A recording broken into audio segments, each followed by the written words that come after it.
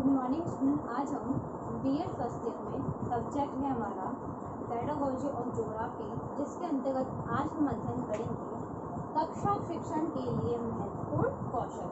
पूर्व की कक्षा में मैंने बताया था कि कक्षा में हमें किस प्रकार से शिक्षण विधि का उपयोग करना चाहिए और किस प्रकार से शिक्षण कार्य हमें छात्रों के सामने प्रस्तुत करना चाहिए।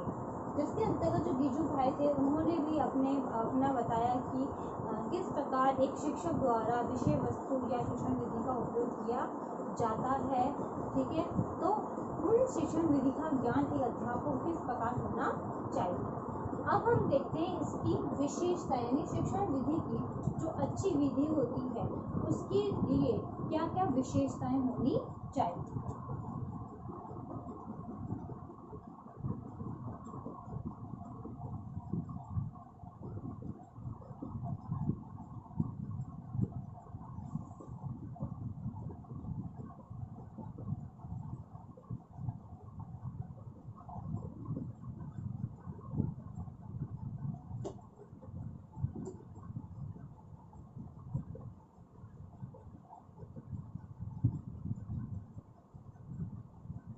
विशेषताएं, जिसके अंतर्गत हमारा पहला पॉइंट है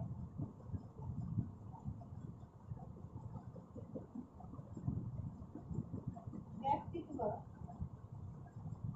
के स्वांगीण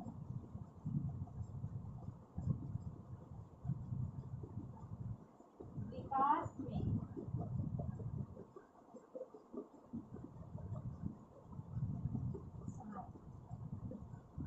जिसमें हमारा पहला पॉइंट है व्यक्तित्व के सर्वांगीण विकास में सहायक। इसके अंतर्गत हम देखते हैं तो एक अच्छे शिक्षण विधि उसे कहते हैं जो व्यक्ति के सर्वांगीण विकास में सहायक हो। जिसके अंतर्गत हम देखते हैं तो छात्र का जिसके अंतर्गत सर्वांगीण विकास हो सके, केवल वह मानसिक विकास में सहायक न होकर छात्र का शारीरिक विकास भी कर सके। जिसके अंतर्गत हम देखते हैं तो हम छात्रों के संवेगात्मक विकास भी करना अनिवार्य होता है, क्योंकि जब एक अध्यापक के द्वारा शिक्षण कार्य करवाया जाता है तो उसका केवल एक उद्देश्य नहीं होता कि उसका मानसिक विकास बढ़े, उसका उद्देश्य होता है कि एक छात्र मानसिक विकास के साथ शारीरिक विकास, संवेगात्मक विकास भी हो, जिससे छात्रों के जो संवेग होते हैं, जो इमोशंस होते हैं, वे भी हमारे सामने आए, जिससे एक शिक्षक को पता चले कि जिस शिक्षण विधि का वह उपयोग कर रहा है वह बालक के लिए कहाँ तक उपयोगी सिद्ध हुई है, अन्यथा नहीं हुई है। जिसके द्वारा हम देखते हैं तो व्यक्ति के सर्वांगीण विकास में वह सहायक होती है। अब जो नेक्स्ट पॉइंट है वह है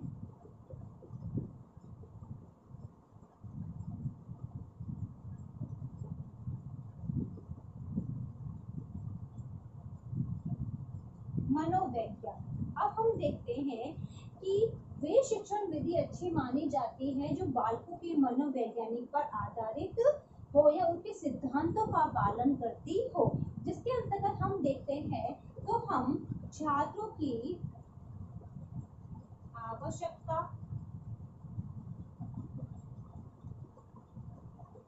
योग्यता,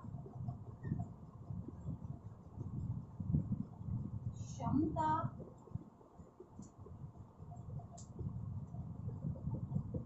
रुचि का ध्यान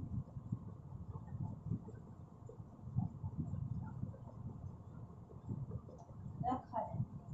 अब हम देखते हैं कि इसमें एक अध्यापक के लिए आवश्यक है कि वह छात्रों की आवश्यकता, योग्यता, क्षमता, रुचि स्तर को ध्यान में रखकर शिक्षण विधि का निर्माण किया जाए या उस शिक्षण विधि से छात्र को पढ़ाया जाए, ताकि वह विधि मनोवैज्ञानिक छात्रों के लिए सिद्ध हो सकती है, अन्यथा नहीं हो सकती है। अब जो नेक्स्ट पॉइंट है वह है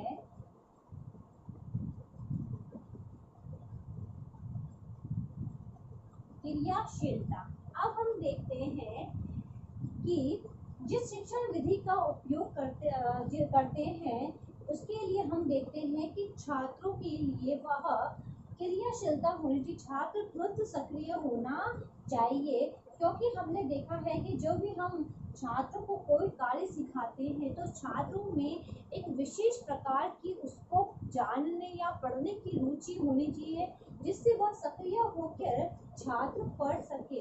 अगर हमारी शिक्षण विधि उपयुक्त नहीं होती है तो छात्र पढ़ने में कठिनाई महसूस करते हैं या अरुचि महसूस करने लग जाते हैं। अब हम नेक्स्ट पॉइंट देखते हैं।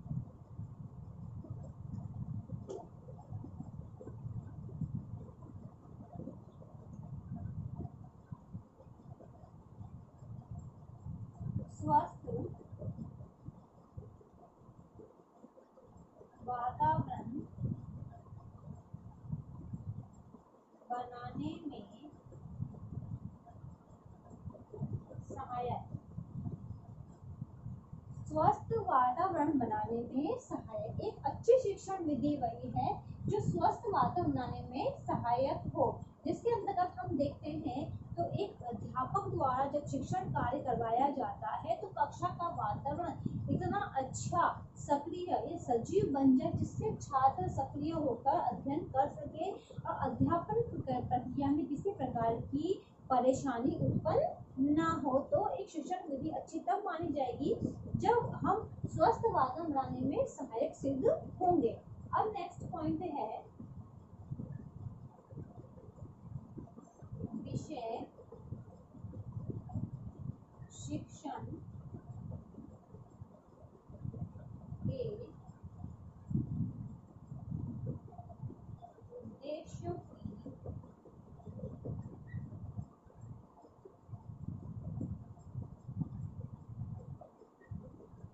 प्राप्ति में सहायक। इसके अंतर्गत हम आगे देखिए पॉइंट हमारा, तो विषय शिक्षण के उद्देश्यों की प्राप्ति में सहायक एक अच्छी शिक्षण विधि वही है जिसके अंतर्गत विषय विशेष के लिए निर्धारित उद्देश्य की प्राप्ति सहायक हो सके। क्योंकि जब भी हम छात्रों को शिक्षण विधि से अध्ययन करवाते हैं तो वह निश्चित उद्देश्य के लिए होनी चाहिए, निर्धारित उसका पॉइंट होना चाहिए, तभी हम एक छात्र को शिक्षण कार्य करवा सकते हैं। इसलिए इसके उद्देश्य हमारे उसके लिए जो उद्देश्य है वह स्पष्ट होने चाहिए।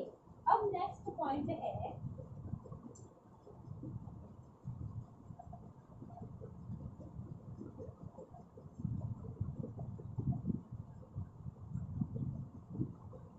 व्यवहारिकता।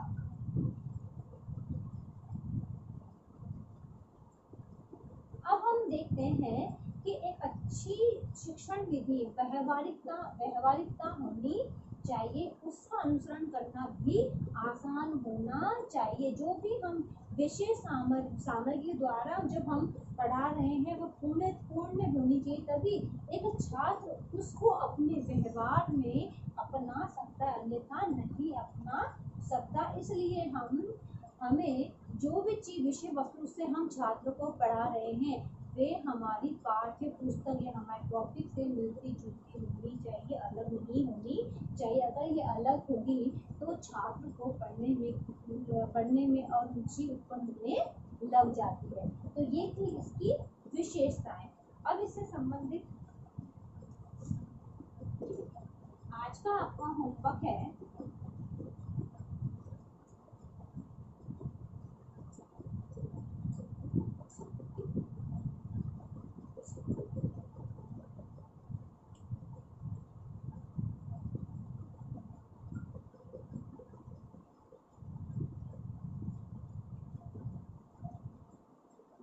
कक्षा शिक्षण के लिए महत्वपूर्ण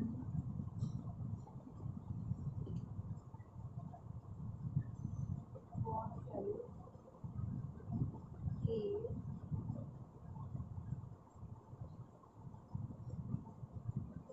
विशेषताओं का वर्णन